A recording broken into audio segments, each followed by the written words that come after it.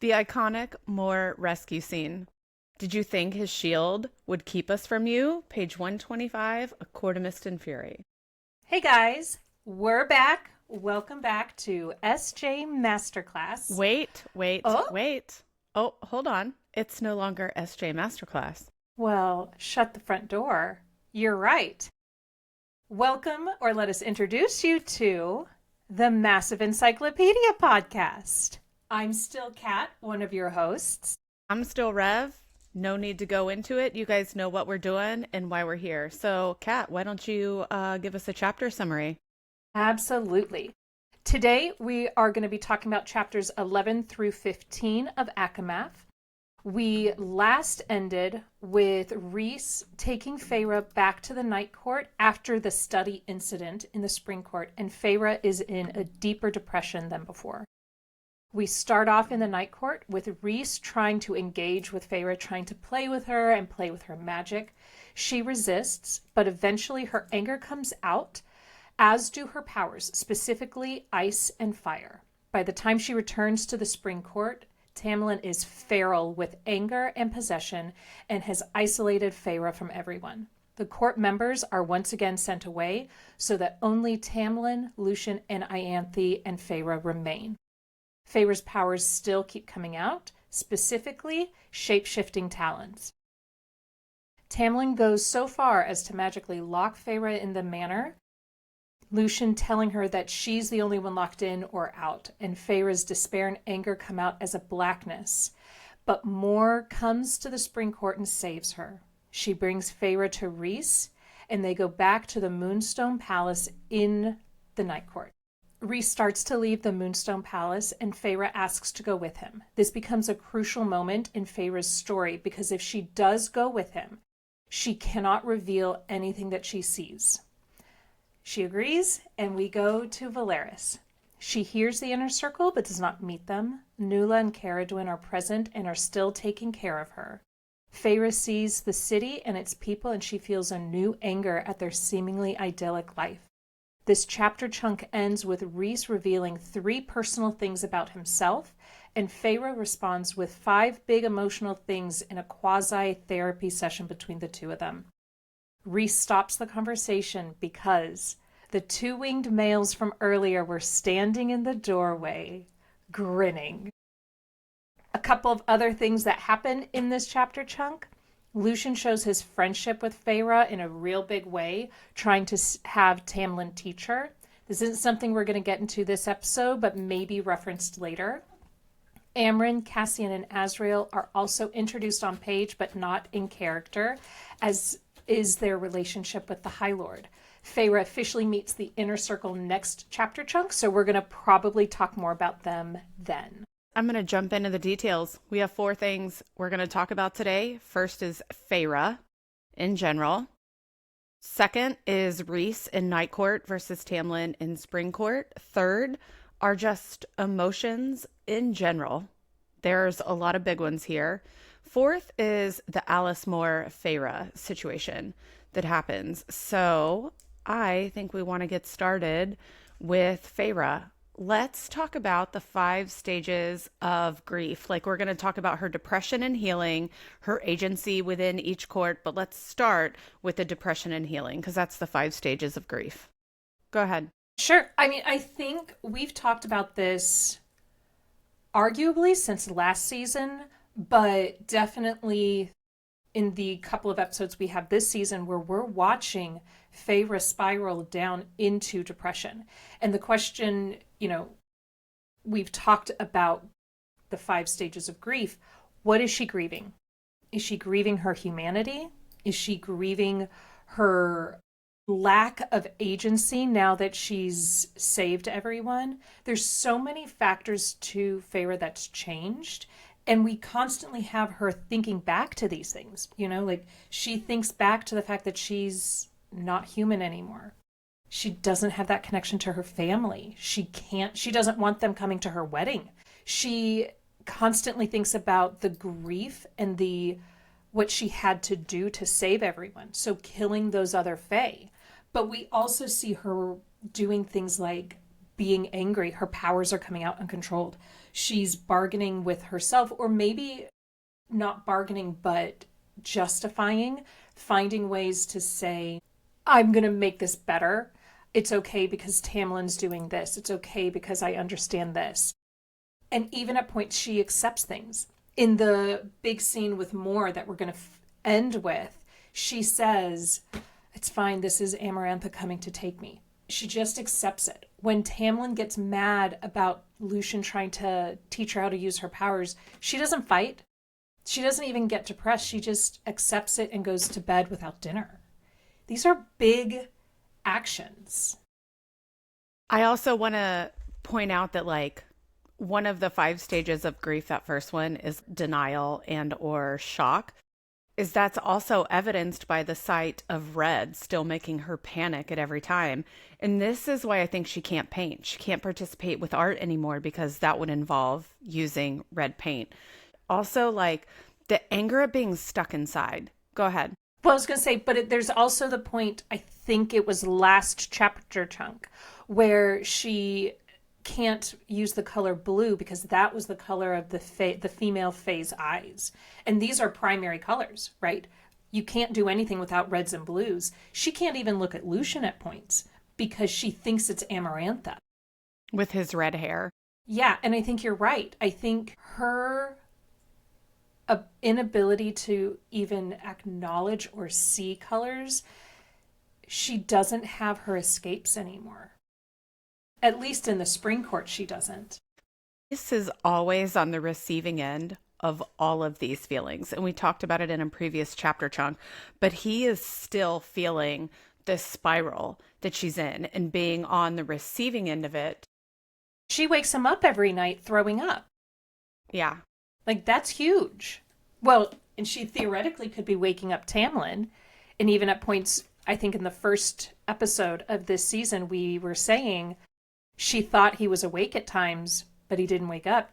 Rhys is awake, and he's in another court. Let's talk about, like, I think you had started talking about this just to move us a little further along. When does she finally start coming out of her grief?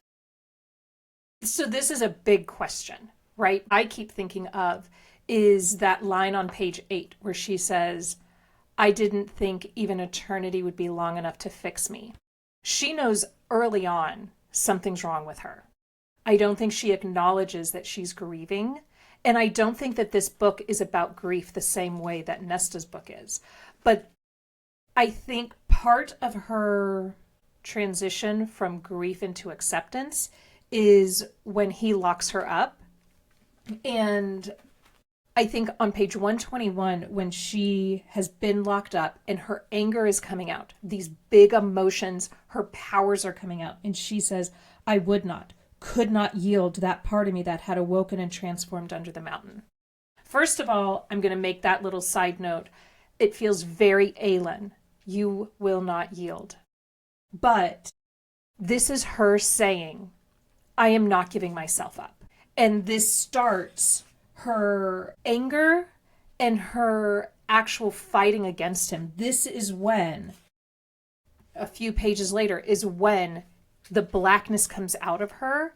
And she, I think no matter what, whether Moore came to her or not, she would have been free from there. But I think also, so that's my first time where I think she's starting to pass through the stages of grief. She's accepted. This is where she stands up and says, no, I'm not going to back down. I will not yield. The other part is page 156 when Rhys says to her the 3 things that I think he has not told the inner circle. These are the 3 fears he has. And this is him extending an olive branch. And that is where she is saying, I think I made a mistake loving the first person that loved me. And I think that is the biggest transition, biggest moment for her where she's realizing, I mean, we've talked, you and I offline, so much about this particular paragraph on 156. But even the small parts where she says, I'm thinking that I must have been a fool in love to allow myself to be shown so little of the spring court. I'm thinking there's a great deal of that territory I was never allowed to see or hear about, and maybe I would have lived in ignorance forever, like some pet. That's so heartbreaking to realize the person who loves you, or who you think loves you, is keeping you not only literally trapped in your home, but that you didn't even think to know there was more. And I think this is where she starts breaking. We've mentioned it. This age and this not having her hierarchy of needs met just means that her experience in this area is so little. So sure, she just did cling to like the first thing that she thought was love that was offered to her. It was more than her dad gave her. Yeah. Well, it's more than anyone gave her, right? Like, Yeah. Feyre always seems to be surrounded by anger. She was angry at her family last book when she had to be the one going out and getting food for them. She's angry under the mountain that she has to do all of this, and Tamlin won't even look twice at her. He doesn't even look once at her. And I think there's only so much you can take before you finally say, fine, you're right, I don't care. I can't keep fighting. And fighting for what? Right? Well, this like transitions into one of the things that she does keep fighting for is all of her powers that she's developing, that she is like, please teach me how to utilize these powers. She has more mind shielding training from Rhys. She has ice and flames at her fingertips at one point and is like just playing with those. Reading, I think, while not maybe a superpower or a fey power, reading becomes a power for her, as in it becomes coping. On page 117 of A Court of Mist and Fury, she's burning through books. When she's in the spring court, Tamlin can see that she's reading. yeah, it's on page 117. She's reading, and I don't recall him even commenting on the fact that she's going through books and books and books. Does he even realize that it was Rhys that taught her and not him? I was going to say, since we're talking about books and reading, I think for Feyre, as she reaches a point of acceptance, her healing, I think, and I want to pay attention, is her doing art and seeing colors again and being able to see. I don't know when it happens, so I want to pay attention. When does she see red and not flinch? I think Like the first time. That would be worthy to make note of. Absolutely. I think it's also when she starts practicing again or working out and fighting again, because multiple times. Yes. Multiple times in these chapters, she thinks, I've lost so much weight. And at one point in this chapter chunk, when she goes into Rhys's mind, she thinks, oh my God, is that who I am? She's completely lost herself. So I think when she reaches a point and says, I want you to train with me, that is her taking her agency back. We've talked about this last season and this season, but for Sarah J. Maas, libraries are sanctuaries, literally in Valeris. And I think we can see her reading as, like you said, her healing, but it is also her safe place. That is the place where grief does not exist. That is her able to be in her own space. It's kind of like a sweet distraction when she wants it, when she needs it. You know what? I think it's similar to when Aelin is able to go to the opera and able to see the music. That is her place where she's not an assassin. She's not anything but when someone they hide up in the rafters. Yeah, like that is her space. I think for the females of Akatar, the library is her space. I think it's the place they are able to maybe put grief on hold or look at the grief and say, okay, Not I'm today. okay. Yeah. Not I'm today. just going to read these romance novels and someone's getting a happily ever after. It might not be This me. literally mirrors my life right now. Yeah. Literally, Yes, it it does. mirrors my life right now. Just a couple more of her powers. She starts having Tamlin's claws. I had the quote transfiguration, but that's a Harry Potter quote. That's not what it's called Yeah. in these books, but she's like transforming. Mm-hmm. Also wrapping herself in the wind bubble, which was last chapter chunk, but we're seeing all these powers come. Right. And like it also disappearing into the shadowy blackness. And then I think on page 126, Reese tells her, you know what? Everyone else was safe. You didn't hurt anyone else with this. So we see all of these powers coming, and they're like all of these things that we just talked about are bubbling up in her, this new body, this new life in the midst of depression and stages of grief for having to murder someone.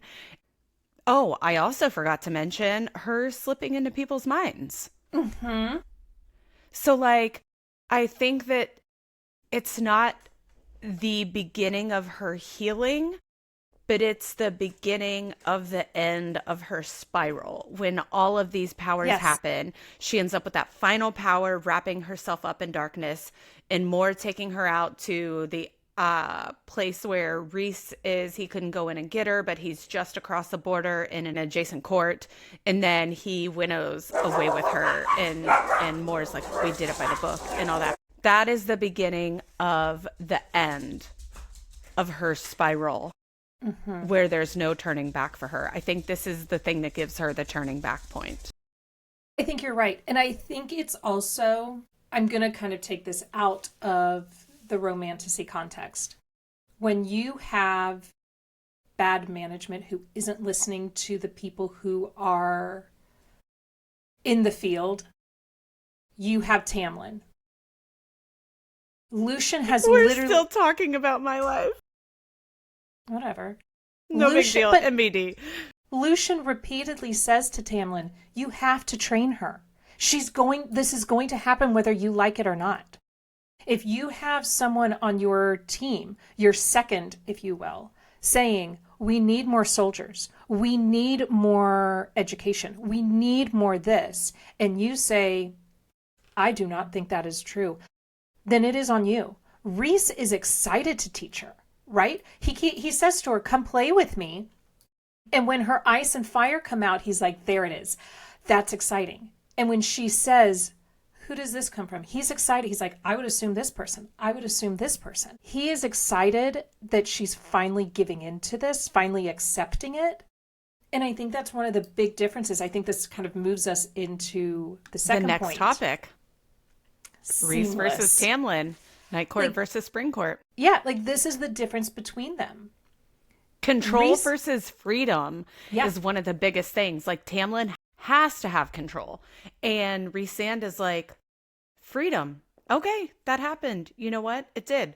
Let's either talk about this or let's not. But let's at least acknowledge it happened.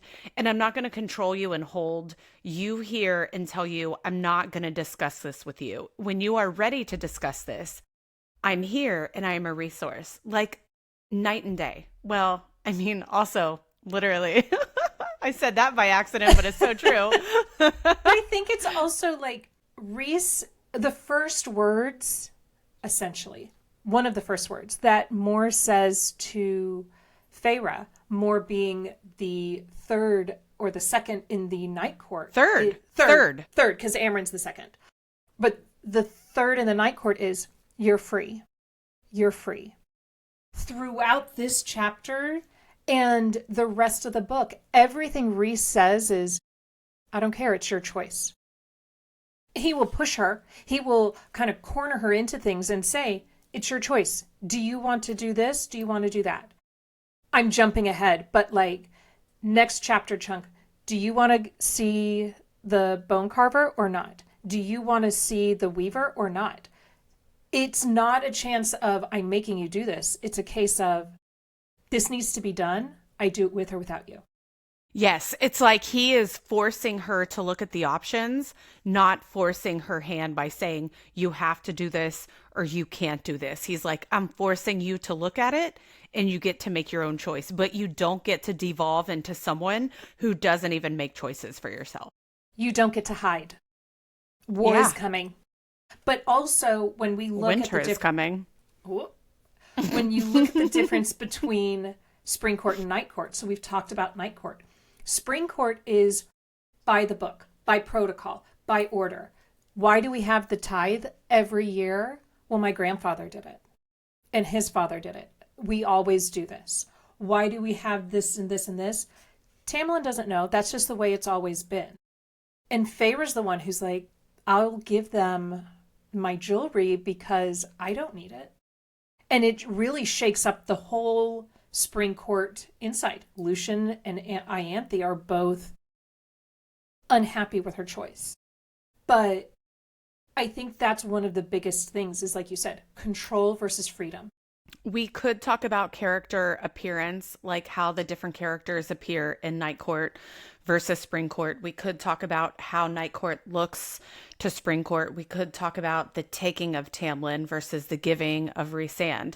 But really, I think the best place to go would be to let's talk about how the courts are different, not in our main characters that we see, but the characters that we don't see. Let's talk about angry and serious characters that are in Night Court that are not our main characters, and the happy, carefree population of Night Court that we see when we start walking around Valeris. Like, let's do that Spring Court to Night Court connection. Sure. I think part of that is when we see the people of the Spring Court, understandably, they're all beaten down. We know that they were under the mountain. They were in mines and caves. The people of Valeris have just been living their lives. They are happy. They know their High Lord. There's a huge difference in just the way people interacted with Tamlin versus Rhysand.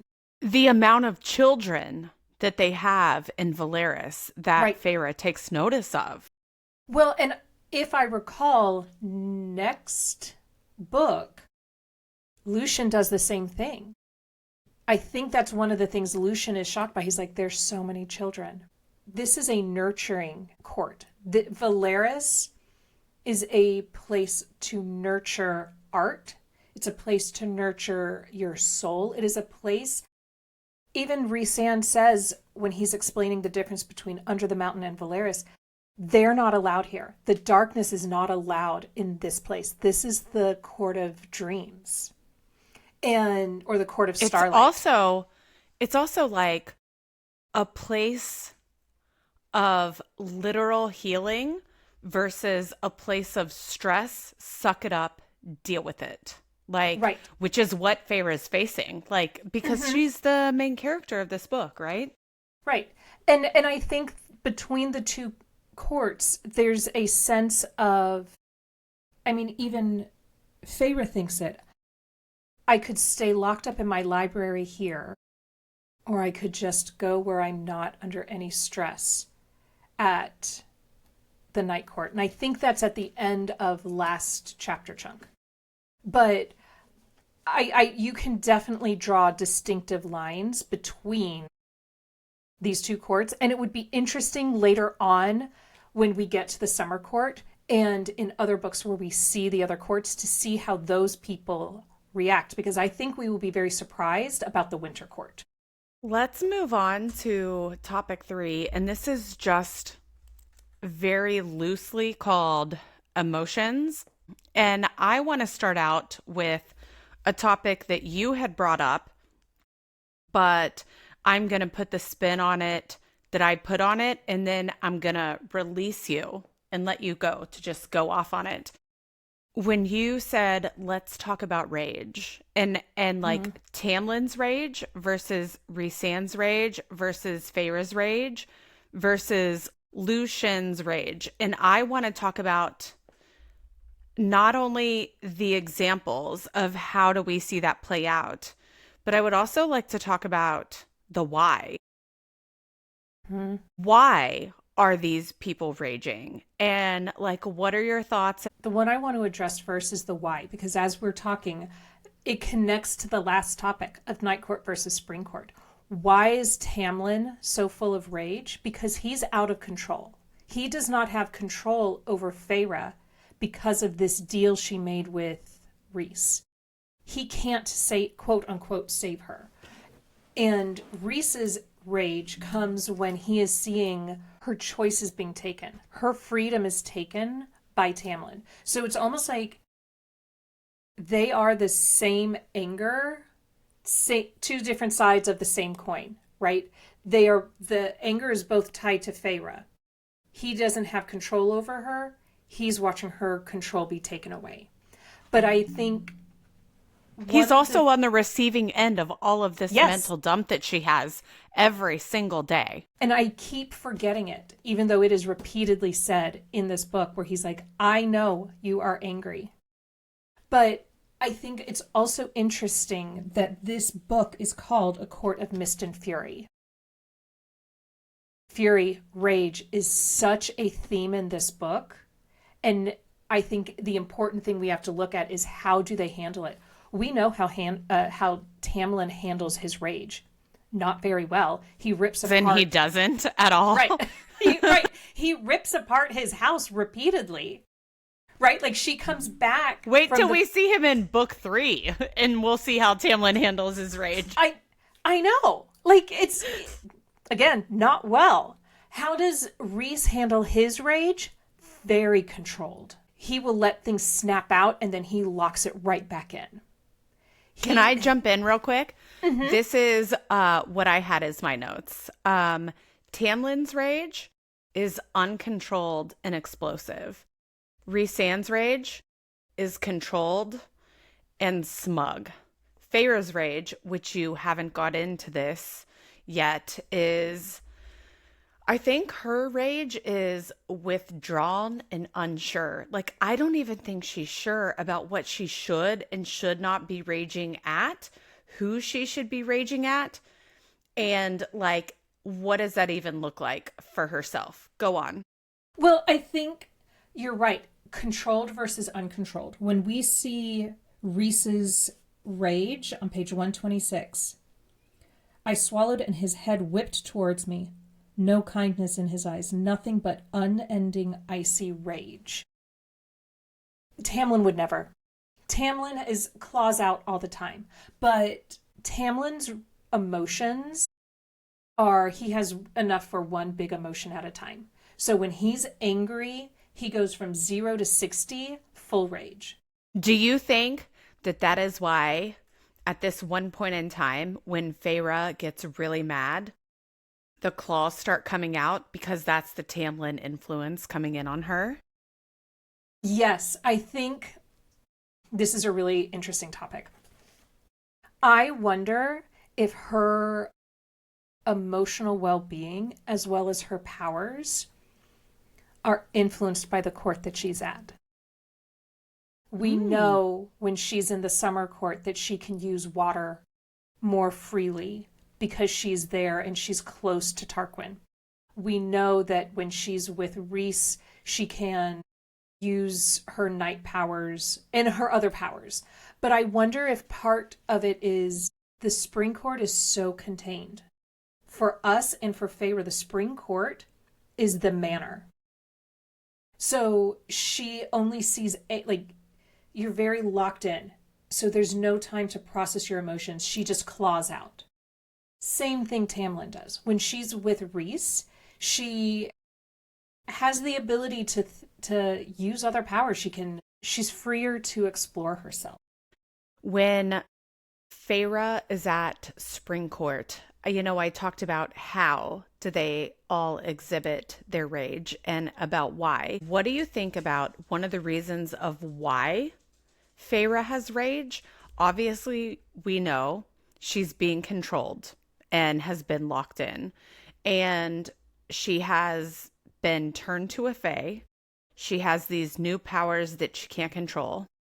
She is also having all these new powers that no one will teach her about. Also, she's being lied to regularly. And also she has PTSD from under the mountain. So I think those things are playing a big part into the why for Feyre. But I just wanted to throw that into the mix for people to put in their brain and stir it around and go ahead.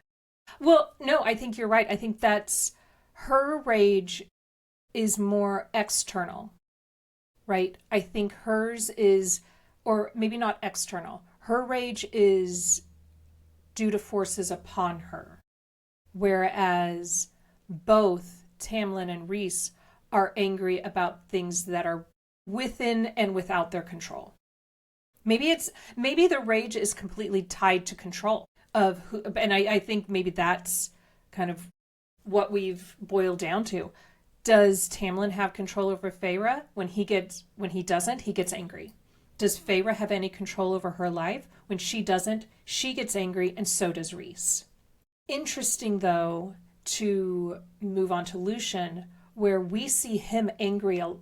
No, we see him with anger potentials throughout this book, throughout last book, but we never see him angry. Even when she pops into his head and he is watching his girlfriend be killed, it's despair that he's feeling. It's hurt. It's not. It's like he has no control Yes. over the situation. And is that what Feyre would have been if she had stayed in the Spring Court? Would she have become a female Lucien? I think yes. Yeah, just like beaten, downtrodden, proven that you have no autonomy, and you just realize the reality of the situation that you're in. And then we get to that last stage of grief, just acceptance. Yeah. This is, I guess, just who I'm going to be for the rest of my life. That's exactly what she would have become. And I think there's two ways to show that acceptance, and maybe that's what this all boils down to. One, Lucien, just do what he says, Feyre. I'll try talking to him again. Just don't fight him on this. Or I could not yield. You have two options. You either bend or you stand up and break. She was standing up. And I think that is because she knew Rhys was in there. When he brings her back to Tamlin, he says, fight it. She has someone in her corner. Yeah, he says that. Oh my God. I have it written down somewhere, but I have like 18 things written down for this. He's like, fight it, girl, fight it. I think one of the things I want us to keep an eye on is rage and anger throughout the rest of the book. I feel like we could do a separate episode just on the emotion of rage and fury. I think that would be really cool. That would be really fun. It would be really fun. The only thing I want to tie up with this topic is what we see here is that romanticity trope of burn the world down for you. Rhys is willing to do whatever it takes for her.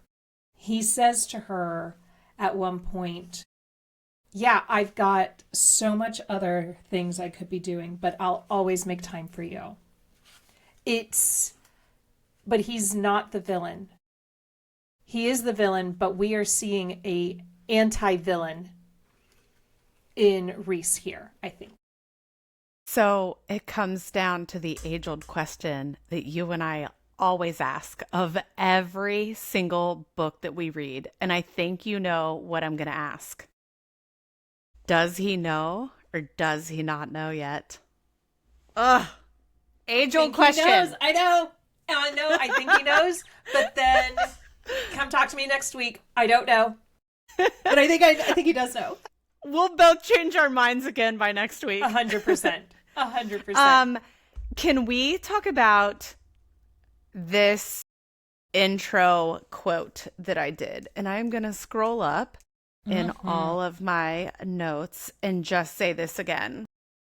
The iconic Moore rescue scene. Did you think his shield would keep us from you? Page 125, Akamath. Let's talk about the Moore, Alice, Feyre scene. I have to say, when I listened to this particular scene on the graphic audio, I've read this book 3 times. This is my 4th time reading it. And I've always just, moving on. Listening to that scene, You have Feyre breathing in and out. You have her hyperventilating because she thinks Amarantha's taking her. So you have Dude, this. I remember you telling me about this after Yes. you were like, hey, I got the graphic audio. I just listened to this. This scene almost brought tears to your eyes if you were Yes. capable of crying. If I was a crier, it would have made you cry. and then through all of this panic, you have Moore say that line, and everything stops. You're free, Moore said tightly. You're free. Not safe, not protected, free. I think this is the most important scene of the book. I would argue it's the most important scene of the trilogy. Because that's strong. That's strong words. It is strong words, but Poor Kay. Say more. This is the scene where Feyre leaves the spring court. By choice. By choice. I mean, she chooses to. Moore drags her out, but she's like, yes, take me. Mm-hmm. The last one of her powers that we realize that she has, she envelops herself in that shadow of power. And then she has the opportunity to go back, and she does not. So this is all choice. I think it's next book where they have the big High Lord meeting, and Tamlin says something like, you stole her in the middle of the night. And Feyre says, it was daylight when I left you. This is a huge scene. It gets referred to over and over. But this is also the scene where Alice is betraying her High Lord. That's treason. If he finds out, that is an act of treason, especially for the Night Court. Do you remember the quote that Alice said to her when this happens? I mean, Yes. I think... Please take care of her. Yeah. She, almost like she knows, like she has been watching this happen. She has been watching this pain and the grief take over.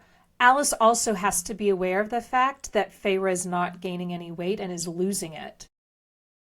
But she must also see when she comes back, she's a little bit more full when she comes back from the Night Court. She's a little more relaxed. Where's she being taken care of? Not here. Not here. And I think that this is also, it is so significant that a woman is coming in to save her friend, another woman. It is a woman who is saying, take care of her. How is this any different from when Aelin finally flips and helps Lysandra? How is this different from when Aelin and Ansel have their relationship? How is this different from Bryce and Fury, Bryce and Danica? This is... I love it. I do too. Girls being besties. And I love it. this is a SJM staple. You might not know what's going to happen. You might not know who your female character, your male character is going to end up with. I promise you this, in every book, if there are two female characters, they will ride or die together. That is why this book series, I think, is so important. Why we love this book series.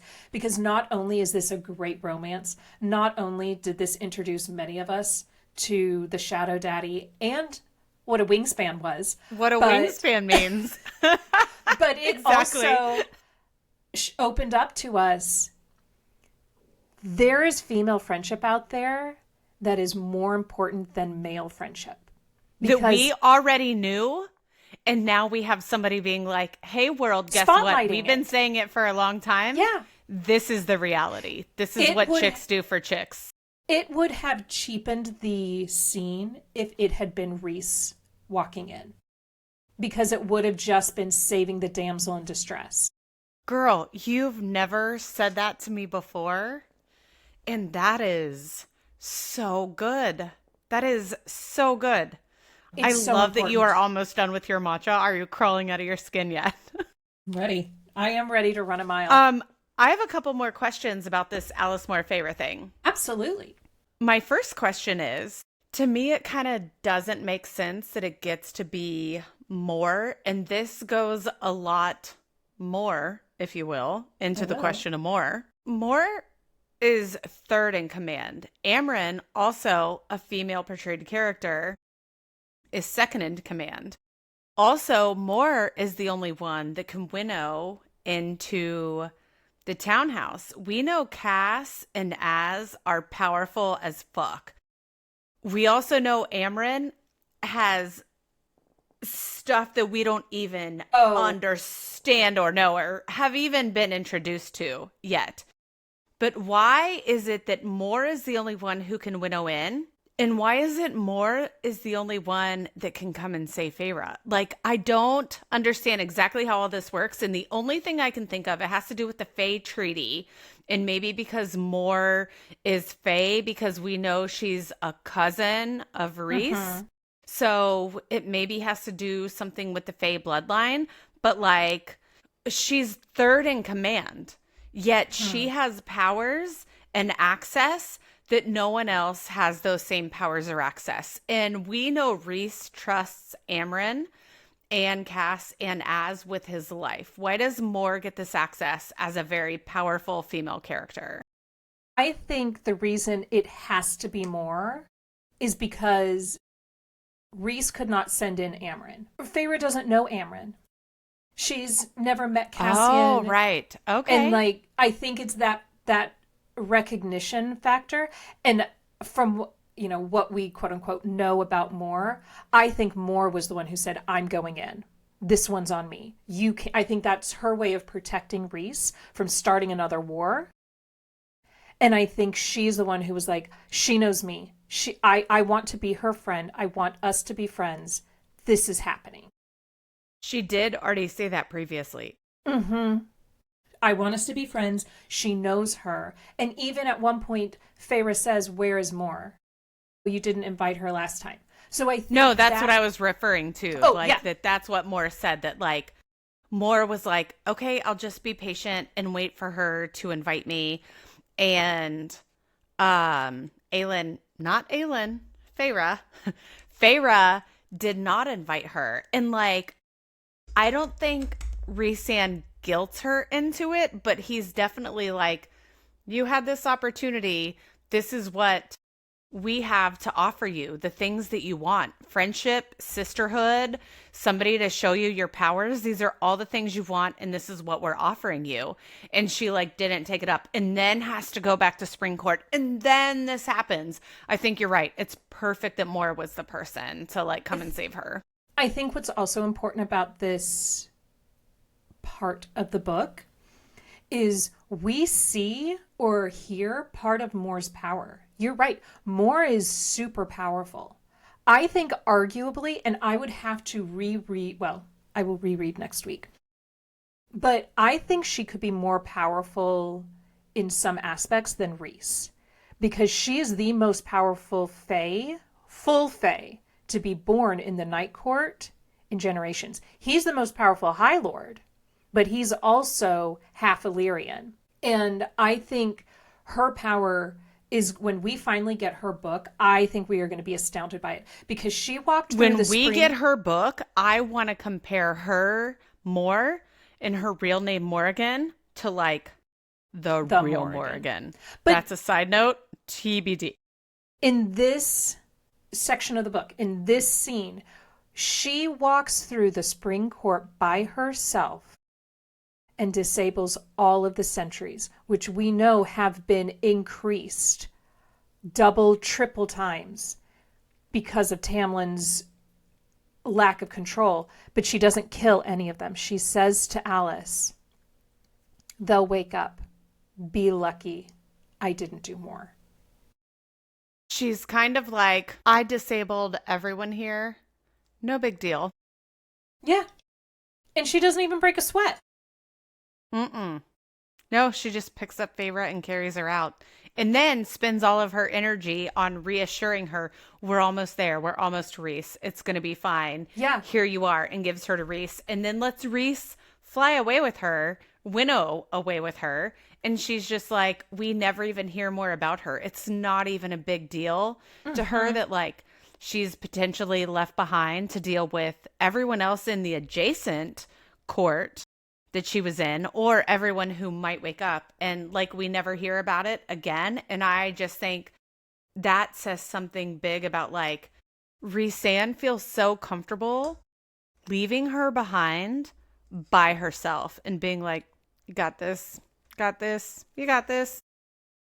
The last thing I want to mention on this part, it kind of ties into the next section of the pod, is when she's wearing the ring, the gold ring that we speculate could be Aelin's, it melts away.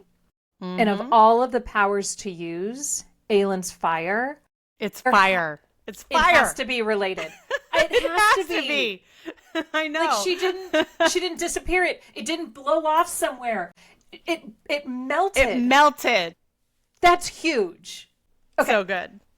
Okay, so we've got a couple of things that we're going to put in for our encyclopedia entries for this week. We do get introduced to Azriel, Cassian, and more, but we're going to talk about them next week because that's when we fully meet the inner circle. We learn a little bit more about Lucian. We're probably going to talk about him later as well. Other entry points are just the importance of secrets and the fact that we get two parts of the book, House of Beast, House of Wind. We're probably going to do a bonus episode next week about those two topics, so we won't mention them much here. We also learn a lot about Prythian politics, courts, powers. We see a lot of Ianthe here. We get a verbal description of Valaris, so it's a big comparison to the city in Crescent City. We have a red mountain with sleeping power. I feel like that's something that we want to make a note of.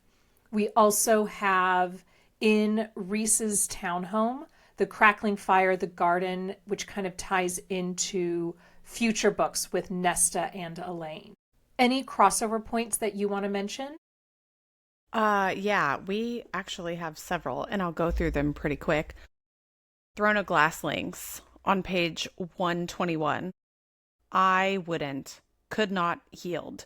This is what Feyre says, and it is so similar to what Aelin says in Throne of Glass when she is like hearing people, I think it's her mom or somebody tells her when she's in that little silver iron coffin, like, you will not yield. And that's when she starts like pounding on the coffin. You will not yield. We already talked about Aelin's ring. Nesta's shield of adamant very much matches Rhysand's shield of adamant and is kind of described a little bit similarly to Feyre's. Yeah. And then page 140, Feyre sits in Rhys's townhome avoiding meeting the family. And then the ever-present Erdwin and Nuala, we're still unsure about the pronunciation. And then three last other kind of patterns that go along with other themes that we've noticed previously. Art for Feyre when she sees the art district in Valeris. The name Starlight. Remember the pond in Springcourt? And now it's the name of the city in Night Court. And then also, so many times it's referred to how not often Fae couples have children, and there's all the children that are described in Valeris. So those are connections and cross-references. I have three more little ones. One on page 108 when Feyre thinks Rhys is thinking, come play with me. I feel like this is going to be important later on in this book. So just remember, we've already talked about how they play together with their powers, but that's what he's trying to get her to do to come back out. On page 145, Rhys's eyes are described as blue versus violet, which isn't a huge thing, but when we're doing comparisons to Dorian, it's more Dorian than Rune at that point. And on page 153, so this is towards the end of the chapter chunk, he wraps her in his wings, and his wing touches her to push her towards him. We learn later on in this book that when you touch an Illyrian's wings, it is very things personal. happen. It is very personal. And he's just, excuse the phrase, Rev, he's just raw dogging it out there with his wings touching her. I love it. He had no protection over his wings whatsoever in that scene. And he wasn't scene. even trying to stop it. He was like, bloop, Skin on wing. Okay. I see you, Are they Reese. still open? They're still open. All right, next episode, we are going to go over chapters 16 through 21. We're looking out for Inner Circle. We're looking out for the Weaver. We're looking out for the Bone Carver. And a lot happens in these chapters, so A lot. I hope we can give you more. Kat, do you want to meet for a margarita and go over some of these encyclopedia points? I don't know. Anything you have specific in mind? I really want to kind of start talking about the Bone Carver. Let's go meet for a margarita. Oh, I can't wait to talk about the Bone Carver. It's so good. All right. It How is about so I good. meet you in like 15? See you there.